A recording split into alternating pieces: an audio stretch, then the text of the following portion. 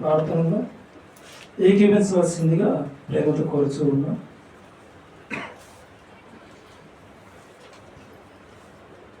పరలోకమందు ఉన్నటువంటి మా యొక్క తండ్రి, మీ యొక్క పరిశుద్ధమైన నామం బట్టి మీ యొక్క ప్రియకుమారుడు మా రక్షకుడు యేసుక్రీస్తు ద్వారా కృతజ్ఞతలు తెలియజేసుకుంటున్నాం నాయన. ఈ యొక్క సమయంలో మీ యొక్క జీవగ్రంథంలో నుండి కొన్ని విషయాలను తండ్రి మేము ఆలోచిస్తూ ఉంటూ ఉండగా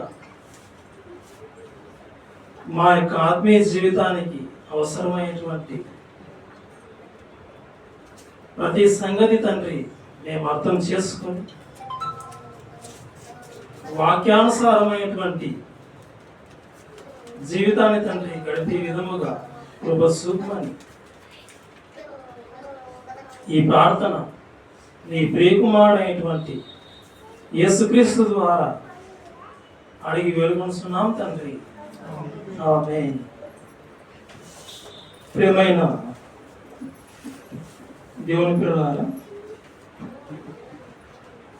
మరి ఈరోజు బైబిల్ గ్రంథంలో నుండి ఒక అద్భుతమైన పాఠాన్ని మనం ఆలోచిద్దాం. పిల్లలారా, మీకు ముందుగా ప్రకటింపబడిన విధముగా మరి ఈరోజు మనం బైబిల్ గ్రంథంలో నుండి ఆలోచించబోయేటువంటి ఒక చక్కటి పాఠం అది ఏమిటంటే, నీ నాభి సూత్రము కోయబడిందా? నీ నాభి సూత్రము కోయబడిందా అన్నటువంటి అద్భుతమైన దైవ సందేశాన్ని దేవుడు ఏనాడో తన పిల్లలను తన వైపు త్రిప్పుకోవాలని ఒకానొక సందర్భంలో మాట్లాడిన ఆ యొక్క మాటలకు అనుగుణంగా మరి యొక్క పాఠాన్ని బైబిల్ గ్రంథంలో నుండి వెలికి తీయడం జరిగింది. ఈ యొక్క పాఠం నీ నాభి సూత్రం కోయబడిందా, అసలు ఈ యొక్క పదం ఎక్కడ ఉంది బైబిల్లో అనేది మనం మొదటగా చూడాలి. యెహెజ్కేలు గ్రంథం 16వ అధ్యాయం, యెహెజ్కేలు గ్రంథం 16వ అధ్యాయం 4వ వచనం చూద్దాం ప్రియులారా. యెహెజ్కేలు గ్రంథం 16వ అధ్యాయం 4వ వచనం, పేజ్ నెంబర్ 697. నీ జనన విధము చూడగా నీవు పుట్టిన నాడు నీ నాభి సూత్రము కోయబడలేదు. యెహెజ్కేలు గ్రంథం 16వ అధ్యాయం 4వ వచనంలో ఇక్కడ మనకు కనబడుతూ ఉన్నటువంటి పదం నీ నాభి సూత్రము కోయబడలేదు అని దేవుడు చెబుతూ ఉన్నాడు. నాభి సూత్రము, ఈ పదం ఇక్కడ కనబడుతుంది మనం. అయితే నాభి సూత్రం అంటే ఏమిటి అది మనం ఆలోచిస్తే, ప్రియమైన దేవుని పిల్లలారా, ఒక తల్లి తన బిడ్డను కనిన తర్వాత ఆ బిడ్డకు తల్లికి మధ్య ఉన్నటువంటి బంధాలన్నీ తెగిపోతాయి. కానీ కనిన వెంటనే శిశువు జన్మించగానే ఒక బంధం అనేది మాత్రం తెగిపోదు. అదే దాని గురించే దేవుడు చెబుతూ ఉన్నాడు ఇక్కడ. ఆ బిడ్డ యొక్క బొట్టు భాగంలో నుండి తల్లి గర్భంలోకి ఒక తీగలాగా కనబడుతూ ఉంటుంది. దాన్నే పేగు బంధం అంటారు, పేగు బంధం. దాన్నే బైబిల్ పరిభాషలో దేవుడు చెబుతూ ఉన్నాడు నాభి సూత్రం. నాభి సూత్రం అనగా తల్లికి బిడ్డకు ఉన్నటువంటి ఆ పేగు బంధం. బిడ్డ పుట్టగానే కొద్ది నిమిషాలలో ఈ పేగు బంధాన్ని కట్ చేసి వేరు చేస్తారు. వేరు చేయకపోతే ప్రమాదం. వైద్యశాస్త్రం ఈరోజు చెబుతూ ఉంది, బిడ్డ కనగానే ఆ తల్లికి మరియు బిడ్డకు ఉన్నటువంటి ఆ యొక్క బంధాన్ని తెంపేయాలి, వేరు చేయాలి. ఇది మన కళ్ళ ముందర మానవ సమాజంలో జరుగుతూ ఉన్నటువంటి సందర్భం. దేవుడు పెట్టినటువంటి ఆ యొక్క నిర్మాణంలో ఒక భాగం. దీని గురించి దేవుడు ప్రస్తావనలోకి తీసుకొని వచ్చాడు. దీని గురించి మాట్లాడుతూ మరి ఇశ్రాయేలీయుల ప్రజల గురించి మాట్లాడాడు. ఈ మాట పాత నిబంధనలో ఉంది. పాత నిబంధనలో ఉన్నటువంటి ప్రతి మాట మెజారిటీగా అసలు పాత నిబంధన అంతా అసలు వ్రాయించింది ఇశ్రాయేలీయుల ప్రజల గురించే వ్రాయించాడు. అక్కడక్కడ ఆయా సందర్భాల్లో మాత్రమే మిగిలిన జనాంగం వారికి ఉద్దేశించి మాటలు చెప్పాడు, గద్దించాడు, హెచ్చరించాడు. కానీ మెజారిటీగా పాత నిబంధన వ్రాయబడింది ఇశ్రాయేలీయుల కొరకే.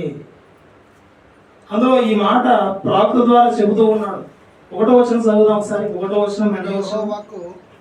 యెహోవా వాక్కు నాకు ప్రత్యక్షమై ఇలాగు సెలవిచ్చెను. ప్రవక్తకు సెలవిచ్చి ఇలా చెప్పబడింది, నరపుత్రుడా, యెరూషలేము చేసిన హేయ కృత్యములను దానికి తెలియజేసి నీవు ఇలాగు చెప్పుము. ఇలా చెప్పాలి. దేవుడు తన పిల్లల గురించి మాట్లాడుతూ ఉన్నాడు.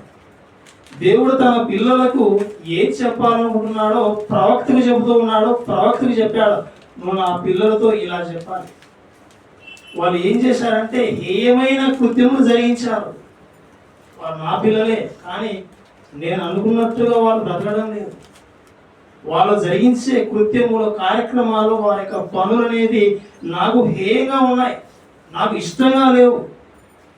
ఆ యెరూషలేము పట్టణం, ఆ యెరూషలేము పరిసర ప్రాంతాల్లో ఉన్నటువంటి ఆ జనాంగం ఏదైతే ఉందో, నా పిల్లలు హేయమైన కృత్యములు జరిగిస్తూ ఉన్నారు. దానికి తెలియజేసి, అనగా ఆ యెరూషలేము అనగా అక్కడ ఉన్నటువంటి ప్రజలకు నువ్వు తెలియజేసి, నువ్వు ఇలాగ తెలియజేయాలి. 3వ వచనం, ప్రభువైన యెహోవా యెరూషలేమును గూర్చి ఈ మాట సెలవిస్తూ ఉన్నాడు, నీ ఉత్పత్తి నీ జననమును కనానీయుల దేశ సంబంధమైనవి, నీ తండ్రి అమోరీయుడు, నీ తల్లి హిత్తీయురాలు. ఏమైనా దేవుని పిల్లలారా, ప్రవక్తను పంపించాడు, నువ్వు ఇశ్రాయేలీయులతో ఇలా చెప్పాలి. ఎలా నువ్వు చెప్పే విధానంలో ఏముండాలంటే, నీ తండ్రి అమోరీయుడు, నీ తల్లి హిత్తీయురాలు. దేవుడు ఏంటి ఇలా మాట్లాడుతున్నాడు? ఆయా సందర్భాలలో నేనే మీ తండ్రిని, నేనే సృష్టికర్తను, నేను తప్ప వేరొక దేవుడు లేడని ఎన్నో సందర్భాలు చెప్పుకుంటూ వచ్చాడు. 10 ఆజ్ఞలు గల ధర్మశాస్త్రంలో వ్రాయబడింది, నేను తప్ప వేరొక దేవుడు ఉండకూడదు అన్నాడు. మరి ఇక్కడికి వచ్చేసరికి ఈ కాలంలో తన పిల్లలు జరిగించినటువంటి ఏ క్రియలను బట్టి ఆ సందర్భంలో ప్రవక్త ద్వారా చెప్పిన మాట, నీ తండ్రి అమోరీయుడు, నీ తల్లి హిత్తీయురాలు. ఇలా మాట్లాడాడు. నిజంగా మనం ఆలోచిస్తే తండ్రి అయినా తల్లి అయినా ఇశ్రాయేలులకైనా కానీ భూమి మీద ఉన్నటువంటి ప్రతి ఒక్కరికి దేవుడే తండ్రి, దేవుడే అందరికీ తల్లిలాగా ఆయన అన్ని ఇచ్చాడు. అని దేవుడు ఏంటి ఇలా మాట్లాడుతున్నాడు? కారణం వారు జరిగించినటువంటి ఏమై క్రియలు, వారు అమోరీయులాగా హిత్తీయులాగా వారు జరిగించే క్రియలను బట్టి అలా మాట్లాడుతూ వచ్చాడు. నువ్వు వాళ్ళ కడుపులో పుట్టినట్టు ఉన్నావు, వాళ్ళు చెప్పినట్టుగా వింటూ ఉన్నావు, వాళ్ళలాగా నువ్వు బ్రతుకుతూ ఉన్నావు. నీ తండ్రి అమోరీయుడు నేను కాదు, నీ తల్లి హిత్తీయురాలు నేను కాదు, ఇలా చెప్పుకుంటూ వచ్చాడు. ప్రియమైన దేవుని పిల్లలారా, ఒక అద్భుతమైన సందర్భాన్ని మనం ఇక్కడ ఆలోచిస్తూ ఉన్నాం. అలా చెప్పుకుంటూ 4వ వచనంలో ఏమన్నాడంటే, నీ జనన విధం చూడగా నీవు పుట్టిన నాడు నాభి సూత్రం కోయబడలేదు. పుట్టిన సందర్భంలో బిడ్డ పుట్టగానే ఆ పేగు బంధాన్ని కట్ చేస్తారు. కోసేస్తారు. కానీ దేవుడు చెబుతూ ఉన్నాడు, మీకు కోయబడలేదంటున్నాడు. ఒక శిశువుకు జన్మ ఇచ్చే సందర్భాన్ని దేవుడు ప్రస్తావనలోకి తీసుకొని వచ్చి తన పిల్లలకు చెబుతూ ఉన్నాడు. తల్లి గర్భవతిగా ఉన్నప్పుడు తన శిశువును కనబోయే సందర్భంలో ఆ సందర్భాన్ని, ఆ సన్నివేశాన్ని ముందుకు తీసుకొని వచ్చి తన పిల్లలకు చెబుతూ ఉన్నాడు. తన పిల్లలకు చెప్పి బుద్ధి చెప్పి ఎలాగైనా సరే తన వైపు తిప్పుకోవాలని ఈ సందర్భాలని వ్రాయించుకుంటూ వచ్చాడు. ప్రియమైన దేవుని పిల్లారా, ఈ నాభి సూత్రం అంటే మనకు తెలుసు. అయితే ఈ యొక్క నాభి సూత్రము, ఈ పేగు బంధమును దేవుడు ఎందుకు పెట్టాడు? పుట్టగానే మరి ఆ పుట్టిన శిశువు పాలు తల్లి దగ్గర తాగుతుంది, నోటి ద్వారానే తాగుతుంది.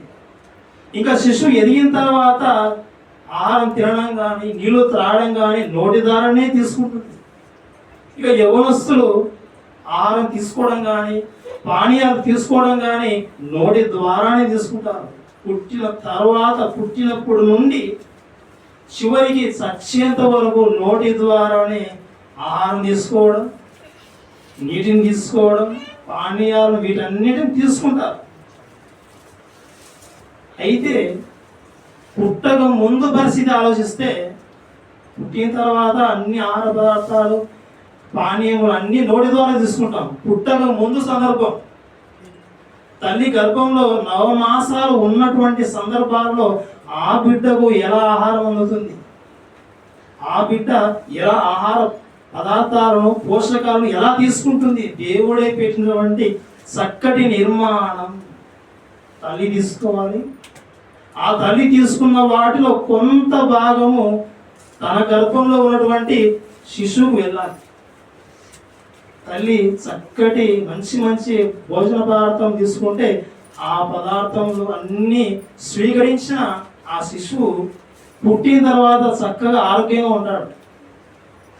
ఒకవేళ సరైన ఆహారం గర్భవతిగా ఉన్నప్పుడు తీసుకోకపోయిందనుకో, ఇక పుట్టిన బిడ్డ కూడా కొద్దిగా బలహీనంగా, బరువు తగిన విధంగా ఉంటాడు, ఆరోగ్యపరమైనటువంటి లోపాలతో పుడతాడు. గవర్నమెంట్ ప్రభుత్వం కూడా గర్భవతులుగా ఉన్న వారికి కూడా వాళ్ళకంటూ ప్రత్యేకమైన శ్రద్ధ తీసుకొని మంచి పోషక పదార్థాలు, గుడ్లు ఇలాంటివన్నీ సరఫరా చేస్తూ ఉన్నారు. ప్రియమైన దేవుని పిల్లారా, ప్రభుత్వం ఆలోచించక మునిపే ప్రభు ముందుగానే ఆలోచించాడు. పుట్టబోయే వారికి మరి పోషక పదార్థాలు అందాలి. తల్లి తీసుకునే వాటిలో నుండి కొంత భాగం పోషక పదార్థాలు శిశువుకు వెళ్ళాలి. బిడ్డ ఎదుగుతూ ఉన్నప్పుడు అన్ని సందర్భాల్లో అన్ని పోషకాలు అందాలి, చక్కగా వృద్ధి చెందాలి, ఆ తర్వాత భూమి మీదకి రావాలి. ఇది దేవుని సంకల్పం. ఈ యొక్క నాభి సూత్రం పెట్టడంలో ఉద్దేశం ఆ శిశువుకు ఆహారం అందించాలి. పుట్టిన తర్వాత మనం నోటి ద్వారా తీసుకుంటే అది లోపలికి వెళ్ళిపోతాడు. కానీ దేవుడు పెట్టిన ఈ యొక్క విధానం చూస్తే దేవుడు నోటిలో పెట్టలేదు, కానీ డైరెక్ట్గా కడుపులోనే అన్నం పెట్టేస్తున్నాడు. డైరెక్ట్ కడుపులోకే, పుట్టిన తర్వాత నోట్లో పెడతాం, దేవుడు డైరెక్ట్గా కడుపులోకే పంపిస్తూ ఉన్నాడు. ప్రియమైన దేవుని పిల్లారా, దేవుని ప్రేమ అనేది ఎంతో ఉంది. ఇలాంటి దేవుణ్ణి ప్రేమించవలసినటువంటి సమాజం ఒకనాటి ఇశ్రాయేలీల ప్రజలు ఎలా ఉన్నారంటే, దేవుడు తండ్రిగా వాళ్ళ క్రియలు లేవు. ఎవరో భూమి మీద ఉన్నటువంటి జనాంగం, అమోరీలు, హిత్తీలు, వాళ్ళే తల్లిదండ్రులుగా ఫీల్ అయిపోయి వాళ్ళు చెప్పినట్టుగా వింటూ వాళ్ళ ప్రకారంగా నడుచుకుంటూ ఉన్నప్పుడు దేవుడు ప్రవక్త ద్వారా బుద్ధి చెప్పించే విధంగా మాట్లాడుతూ ఉన్నాడు. ప్రియమైన దేవుని పిల్లారా, నాభి సూత్రం పోయబడలేదు. ఇంకా కంటిన్యూగా కొన్ని విషయాలు చెప్పుకుంటూ వచ్చాడు. చూడండి, 4వ వచనంలో శుభ్రమగుటకు నీళ్లతో కడుగబడము లేదు, వారు నీకు ఉప్పు రాయకపోయి బట్ట చుట్టకపోయి. ప్రియమైన దేవుని పిల్లారా, నాభి సూత్రం తల్లి నుండి బిడ్డను వేరు చేసిన తర్వాత వైద్య శాస్త్రం గురించి ఆలోచిస్తే తల్లి నుండి బిడ్డను వేరు చేయగానే, ఆ నాభి సూత్రం కట్ చేయగానే తర్వాత చేసే క్రియలు బేబీని క్లీన్ చేయాలి. శుభ్రం చేయాలి. రక్తంతో నిండిపోయి ఉంటాడు, ఉమ్మ నీరులో ఉండి ఉబ్బిపోయి ఉంటాడు, తెల్లటి పదార్థం ఆ శిశువుకు అంటుకొని పోయి ఉంటుంది. ఆపరేషన్ థియేటర్లో జరిగే సన్నివేశం ఒకసారి మనం చూస్తే, పరిశీలిస్తే, యూట్యూబ్లో కానీ ఫేస్బుక్లో కానీ ఎన్నో వీడియోస్ ఉంటాయి. అవి ఒకసారి చూస్తే డాక్టర్స్ చేసేటువంటి క్రియలు మనకు కనబడతాయి. ఆ బేబీని బయటికి తీసిన తర్వాత, కట్ చేసిన తర్వాత, ఆ పేగుబంధం తీసేసిన తర్వాత చక్కగా శుభ్రం చేస్తారు. తర్వాత మంచి వెచ్చటి వాతావరణంలో ఉంచుతారు, మంచి బట్టలు చుడతారు కొత్తది. ఆ బేబీని కేర్ చేయాలి, జాగ్రత్త తీసుకోవాలి. దేవుడు ఏనాడో చెప్పుకుంటూ వచ్చాడు. ఆయన తన యొక్క మాటలు, సందర్భాలలో ఎలా కేర్ తీసుకోవాలి. ఈరోజు వైద్య శాస్త్రం కూడా ఎన్నో విధములుగా బిడ్డ పుట్టక ముందు ఆలోచనలు, బిడ్డ పుట్టిన తర్వాత ఆలోచనలు. దేవుడు కూడా ఏనాడో ఏ రోజు ఆయన ఎన్నో సంకల్పించి ముందుగానే ప్రణాళిక జరిగించాడు. అసలు ఈ సందర్భం ఇశ్రాయేలుల గురించి ఎందుకు మాట్లాడుతూ ఉన్నాడు? ఒక వ్యక్తి గురించి అయితే ఈ మాట మాట్లాడచ్చు, కానీ ఇక్కడ ఏకంగా ప్రజల గురించే మాట్లాడుతూ ఉన్నాడు. ఒక జన సమూహంతో మాట్లాడుతూ ఉన్నాడు, ఇశ్రాయేలు ప్రజలతోనే మాట్లాడుతూ ఉన్నాడు. కానీ ఒక మనిషి, ఒక స్త్రీ దగ్గర జరిగే సందర్భాన్ని బయటికి తీసుకుని వచ్చి చెప్పాడు. అసలు దేవుడు చేసే బోధ అనేది ఆశ్చర్యంగా ఉంటుంది. పాత నిబంధనలో కూడా ఆయనను పోలిన బోధకుడు ఎవడనే సందర్భం కూడా బైబిల్లో మనం చదువుతాం. దేవుడు బోధ చేశాడంటే ఆయన వే ఆఫ్ థింకింగ్, ఆయన వే ఆఫ్ స్టైల్ అనేది వేరుగా ఉంటారు. ఎవరైనా బోధకులు బోధ నేర్చుకోవాలంటే దేవుడు చెప్పిన విధి విధానాలు అవి మనం పరిశీలిస్తే, జాగ్రత్తగా మనం చదువుకుంటే ఎలా, ఏ సందర్భంలో ఎలా బోధించాలి అనేటువంటి ఐడియాస్ మనకు కూడా వస్తాయి. ప్రియమైన దేవుని పిల్లలారా, ఇక్కడ తల్లికి బిడ్డకు ఉన్నటువంటి అవినాభావ సంబంధం, ఆ పేగు బంధాన్ని బయటికి తీసుకుని వచ్చి మన కళ్ళ ముందు చూపిస్తూ ఉన్నాడు. ఆనాడు ఇశ్రాయేలు ప్రజలకు కళ్ళతో చూపించి చెబుతూ ఉన్నాడు, బాబా ఇదెందుకు చెబుతూ ఉన్నావు? ఎప్పుడో పుట్టినప్పుడే ఆ బొడ్డు తాడు, ఆ పేగు బంధం తెంపేసి ఉంటారు కదా, ఇప్పుడు ఈ సందర్భంలో ఎందుకు చెప్తున్నావు అంటే, దేవుడు అప్పుడు ఎప్పుడో జరిగిపోయిన దాని గురించి మాట్లాడాలని దేవుడు ఉద్దేశం కాదు.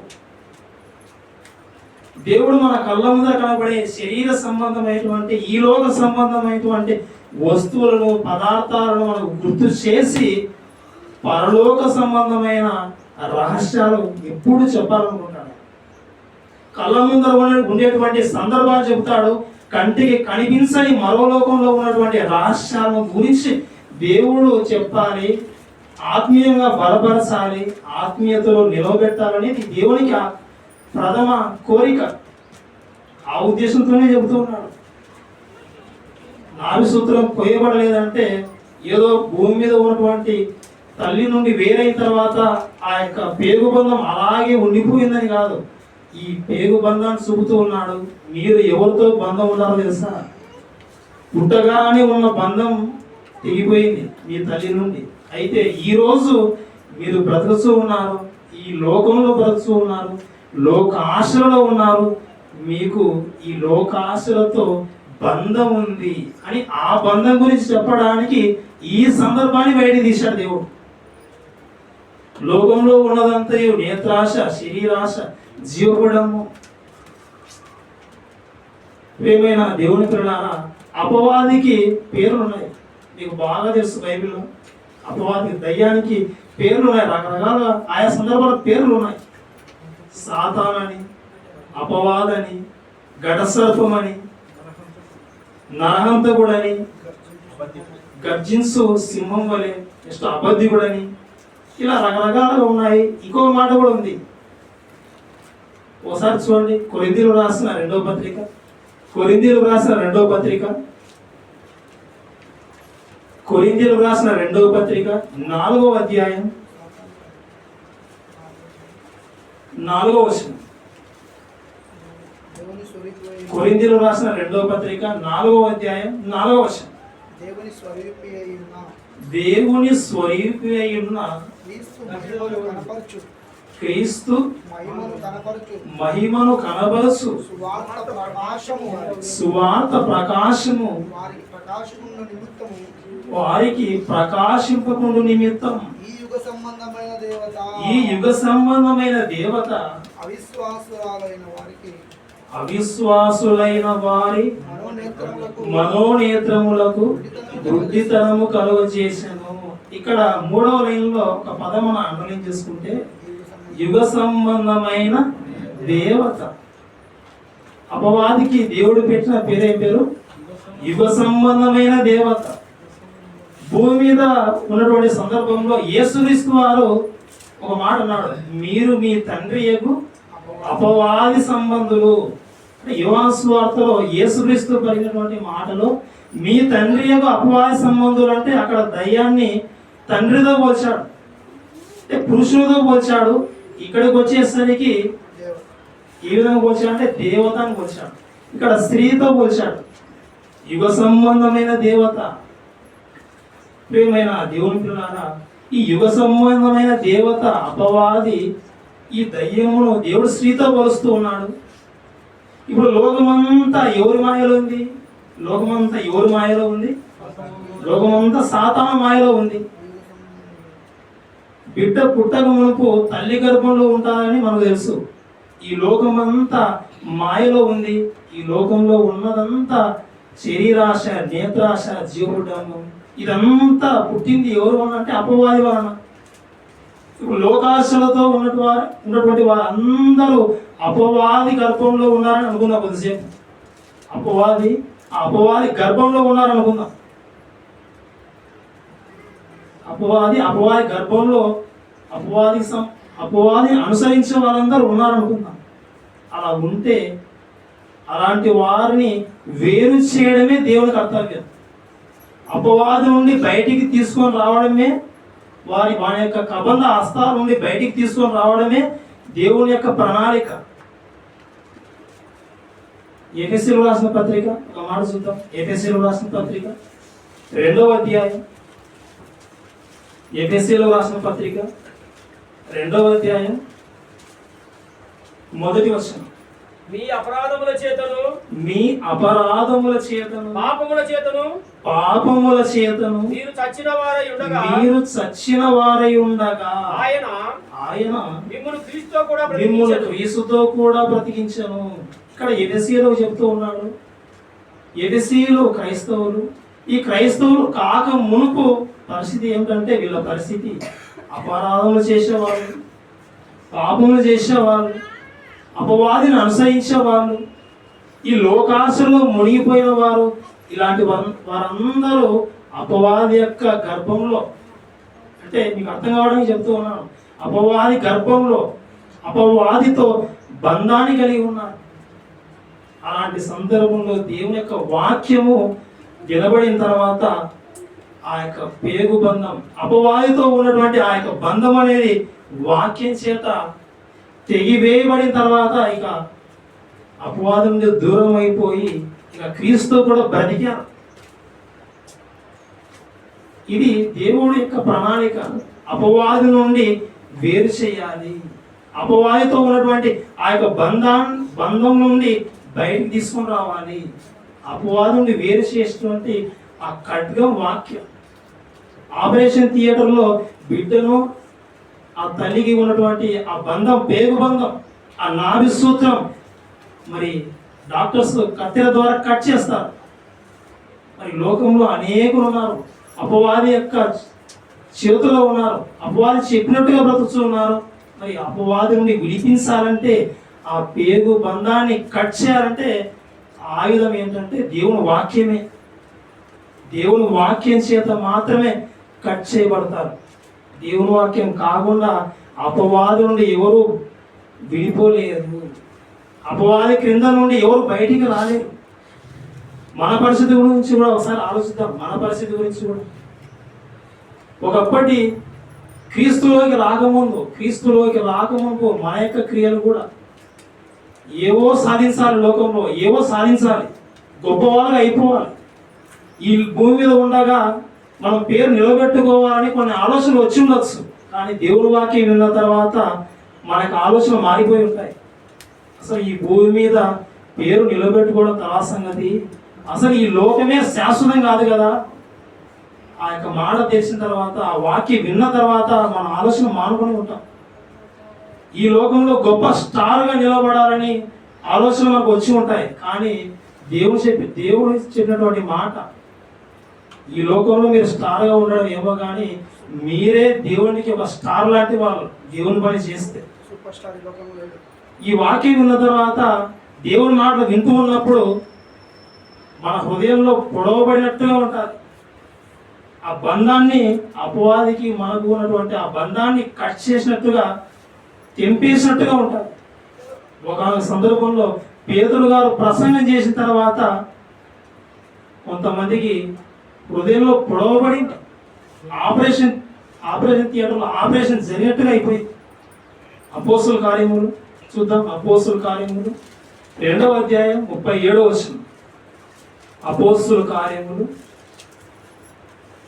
2వ అధ్యాయం 37వ వచనంలో వారు ఈ మాట విని హృదయంలో నొచ్చుకొని సహోదరులారా మేమేమి చేతుమని పేతురును కడమ అపోస్తలులను అడుగక.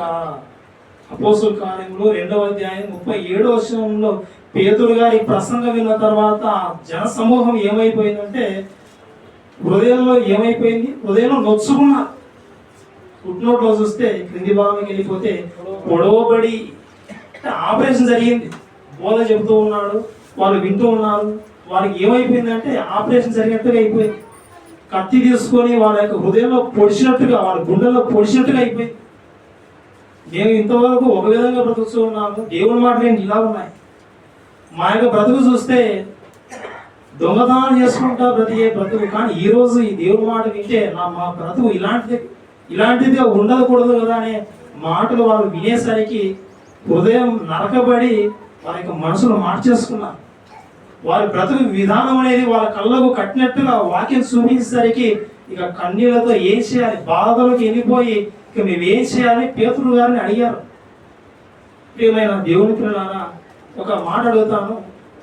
పేతురు గారి ప్రసంగం విన్న తర్వాత దాదాపుగా 3000 మంది మనుషులు మారారు కదా. ఈ 3000 మంది మనుషులు వారి యొక్క నాభి సూత్రం అంటే అపవాదికి వారికి ఉన్నటువంటి ఆ బంధం అనేది తెగిపోయిందంటారా, తెగిపోలేదంటారా? తెగిపోయింది. కాబట్టి ఇక ఏం చేయాలి? ఇక ఈ రోజు నుండి దానికి మాకు ఉన్నటువంటి బంధం తెగిపోయింది. ప్రియమైన దేవుని పిల్లారా, అలా అపవాది నుండి మనుషులను వేరు చేయాలి, ఆ బంధాన్ని విడగొట్టాలి. అందుకోసమే ఈ యొక్క ప్రసంగం. మనం కూడా ఒకప్పుడు ఈ లోకంలో శరీర రీతిగా బ్రతుకుతూ ఉన్న మనల్ని దేవుడు ఏదో ఒక విధంగా, ఏదో ఒక దైవ సేవకుల ద్వారా, దైవ జనుల ద్వారా మాటలు చెప్పించాడు. ఆ లోకంలో ఉన్నటువంటి అపవాదికి మనకున్న బంధం తెగిపోయిన తర్వాత ఈ సంఘంలోకి వచ్చాము. క్రీస్తు మాటల ప్రకారంగా జరిగిస్తూ ఉన్నాము. దేవుళ్ళు చక్కగా ఉన్నాం. ఇంతవరకు బాగానే ఉంది. మళ్ళీ ఏమైనా అపవాదితో బంధం ఏర్పడిందా? క్రీస్తులోకి వచ్చిన తర్వాత వాక్యం ఎదుర్చుకున్నప్పుడు కొద్ది రోజుల తర్వాత వాక్యాన్ని మర్చిపోయి దేవుణ్ణి విడిచిపెట్టి మళ్ళీ అపవాదితో ఏమైనా బంధం ఏర్పడిందా? మనం ఆలోచించాలి. మనం పరీక్షించుకోవాలి. మన పరిస్థితి ఏమిటో ఆలోచించి వాక్యానుసారంగా నిలబెట్టుకోవాలి. ఏమైనా దేవుని పిల్లారా, అపవాది యొక్క ప్లాన్ ఏంటంటే అందరూ తన యొక్క కబంధ హస్తాల కింద ఉన్నారు. ఇక దాని కింద లేని వాళ్ళు ఎవరంటే దేవుని వాక్యం ప్రకారంగా నడుచుకునే వాళ్ళు. అంటే ఈ కొంతమందిని కూడా ఏం చేయాలి, దాని వైపు తిప్పుకోవాలని దాని ఆలోచన. అది ఎలాగైనా సరే ప్లాన్ వేస్తారు. ఒక మనిషిని నిలవబెట్టడం, బాగు చేయడం అంటే చాలా కష్టం. కానీ పడగొట్టాలి, చెడగొట్టాలంటే చాలా సింపుల్. దేవుని యొక్క ఆలోచన మనుషులను కాపాడాలి, నిలవబెట్టాలి, భక్తి పనులుగా ఉంచాలని దేవుని యొక్క ఆలోచన. సాతాను యొక్క ఆలోచన ఏంటంటే ఎలా చెడగొట్టాలి, ఏ విధంగా అయినా సరే రెచ్చగొట్టాలి, చెడగొట్టాలి, పాడు చేయాలి. ఇందులో ఏది స్పీడ్గా జరుగుతాయంటే ఒక మనిషి వృద్ధి చెందడం, బాగుపడడం అనేది కొద్ది టైం పడుతుంది. కానీ చెడిపోవాలంటే క్షణాల్లో చెడిపోవచ్చు. ఒక మనిషి గురించి గొప్పగా పొగిడే విధంగా ఎదగాలంటే టైం పడుతుంది. ఒక మనిషిని కించపరిచే విధంగా ఇతని క్యారెక్టర్ బ్యాడ్ చేయాలంటే తక్కువ టైంలోనే, కొద్ది క్షణాల్లోనే అతని క్యారెక్టర్ బ్యాడ్ చేయవచ్చు. ప్రియమైన దేవుని పిల్లారా, ఒకప్పుడు త్రాగుబోతుగా ఉన్నటువంటి వారిని ఎందరో దేవుడు తన వాక్యం ద్వారా ప్రపంచంలో ఎందరో తన వైపు తిప్పుకున్నాడు.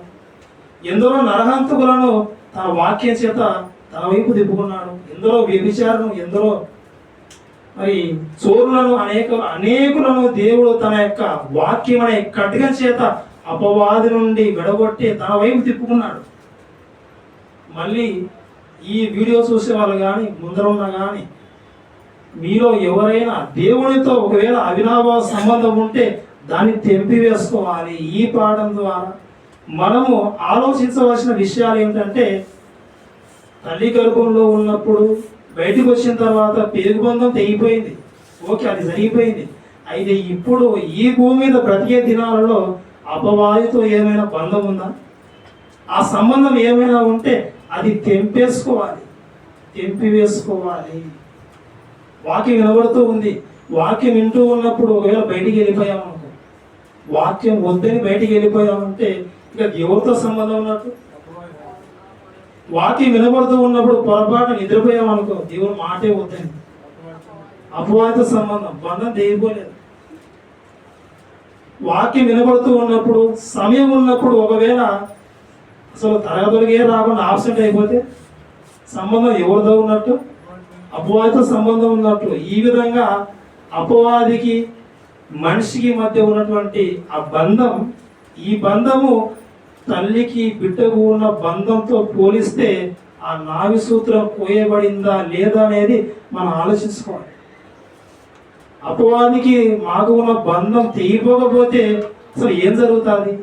మాకు వచ్చే నష్టం ఏం లేదు కదా అనుకోవచ్చు. ఆ బంధం తెగకపోతే చాలా ప్రమాదం ఉంది.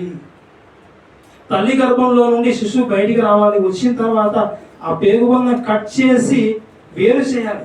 వేరు చేయకపోతే బిడ్డ చచ్చిపోతుంది. అపవాదికి మనకు ఉన్నటువంటి ఒకవేళ బంధం ఉంటే ఆ బంధం తెంపివేసుకోవాలి. తెంపివేసుకోకపోతే అపవాది చచ్చిపోతుంది, మనం చచ్చిపోతాం. అది ఆల్రెడీ చచ్చిపోయింది. యేసుక్రీస్తు రెండవ రాకడలో దానికి మరణమే. కానీ మన గురించి ఆలోచించుకోవాలి. దేవుడు మనల్ని చక్కగా చీకటిలో నుండి వెలుగులో రప్పించాడు, సంఘంలో నిలవబెట్టాడు. మళ్ళీ ఒకవేళ అపవాదితో బంధం సంబంధం ఏమైనా ఉన్నట్లయితే వాడిని తెంపివేసుకోవాలి. తెంపేస్తే తప్ప మనం జీవించలేం. సెల్ ఫోన్ చూస్తూ ఉంటారు, చాలా మంది సెల్ ఫోన్ చూస్తూ ఉంటారు. వాక్యం వినబడేటప్పుడు సెల్ ఫోన్ చూస్తూ గేమ్స్ ఆడేమనుకో, బంధం ఎవరితో ఉన్నట్టు? అపవాదితో బంధం. వాక్యం వింటున్నట్టుగా వింటూ వినకుండా మైండ్ ఆబ్సెంట్ అయిపోయింది అనుకో, బాడీ ప్రజెంట్, మైండ్ ఆబ్సెంట్. ఎక్కడో ఇంటి దగ్గర ఉన్నటువంటి భోజనం మీద, ఇంటి మీద ఆరేసినటువంటి బట్టల మీద దృష్టి ఉంటే బంధం అనేది దేవునితో లేనట్టే. వాటన్నింటి నుండి మనం వేరే చేసుకోవాలి. దేవునితో బంధం కలిగి ఉంటేనే దేవుని చెంతకి వెళ్తాం. మనం ఎవరితోనైనా భూమి మీద బంధుత్వం కలిగి ఉంటే, సంబంధం కలిగి ఉంటేనే వాళ్ళ ఇంట్లోకి ఆహ్వానిస్తారు. దేవుని వాక్య ప్రకారంగా ఆత్మీయంగా దేవునితో బంధం ఉంటేనే పరలోకానికి దేవుడు ఆహ్వానిస్తాడు. దేవునితో బంధం లేకపోతే దేవుడు మరణించిన తర్వాత తన రాజ్యానికి ఆయన ఆహ్వానించాడు. ఇది మీకు జ్ఞాపకం చేయాలని ఉద్దేశంతోనే మీ నాభి సూత్రం కోయబడిందా అన్నటువంటి అద్భుతమైన సందేశాన్ని దేవుడు ఏనాడో ఇశ్రాయేలులకు బోధించిన ఆ సందర్భాన్ని మీకు తెలియజేయడం జరుగుతూ ఉంది. ప్రియమైన దేవుని పిల్లలారా, ఈ లోకంలో బ్రతుకుతూ ఉన్న ఈ కాలం అంతా దేవునికి ఇష్టానుసారంగా బ్రతకాలని, లోక ఆశలతో ఉన్న బంధాన్ని దేవుని వాక్యం చేత తెంపివేసుకొని దేవునితో బంధం కలిగి దేవుని పనిలో ఉండాలని తెలియజేస్తూ మరి యొక్క మాటలు ముగిస్తూ ఉన్నాను.